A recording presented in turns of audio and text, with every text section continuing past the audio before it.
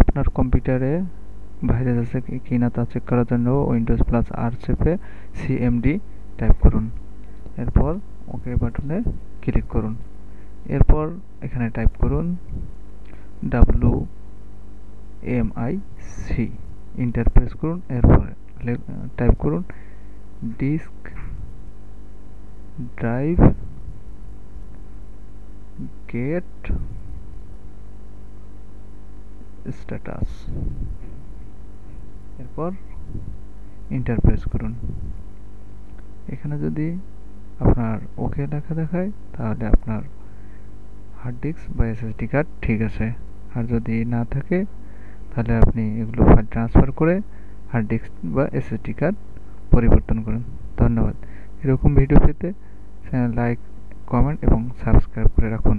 নিত্য নতুন ভিডিও পাওয়ার জন্য বেল আইকনটিতে টিক করে রাখুন।